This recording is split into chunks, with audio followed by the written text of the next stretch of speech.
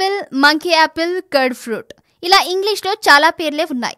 ఏనుగులు వీటిని ఎంతో ఇష్టంగా తింటాయి కాబట్టేనేమో ఎలిఫెంట్ యాపిల్ అని కూడా అంటారు. వినాయకుడికి ఎంతో ప్రీతిపాత్రమైన వెలక్కాయని కేవలం పూజాఫలంగా చూస్తామే తప్ప అమృత తుల్యమైన దాని ఔషధ గుణాల్ని అంతగా పట్టించుకోం.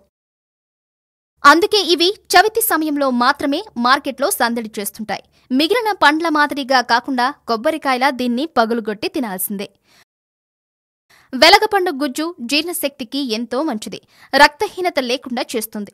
గుజ్జుతో చేసిన జ్యూస్ను 50 మిల్లీగ్రాములు తీసుకుని గోరువెచ్చని నీళ్లలో కలిపి తాగితే రక్తశుద్ధికి మంచిది.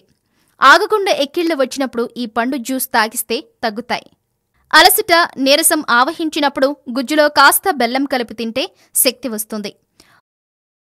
మూత్రపిండాల సమస్యతో బాధపడే వాళ్లకి తరచూ ఈ పండ్లు తినడం వల్ల ఆ సమస్యలు తగ్గుముఖం పడతాయి. రాళ్లు కూడా తొలగిపోతాయి. బీటా కెరోటిన్ సమృద్ధిగా ఉండటం వల్ల కాలేయ సమస్యలను నివారిస్తుంది.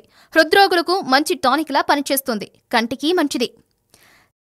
స్త్రీలు ఈ పండు గుజ్జు క్రమం తప్పకుండా తినడం వల్ల రొమ్ము, గర్భాశయ క్యాన్సర్లు వచ్చే అవకాశాలు తగ్గుతాయి. వెలగపండు గుజ్జు వీర్యవృద్ధికి తోడ్పడుతుంది. ఈ పండుకి 21 రకాల బ్యాక్టీరియాతో పోరాడే శక్తి ఉంది. నోటు పుండ్లని తగ్గిస్తుంది. పొట్టలో పేరుకున్న గ్యాస్ని తగ్గిస్తుంది. నరాలకు ఉత్తేజాన్ని, శక్తిని ఇస్తుంది.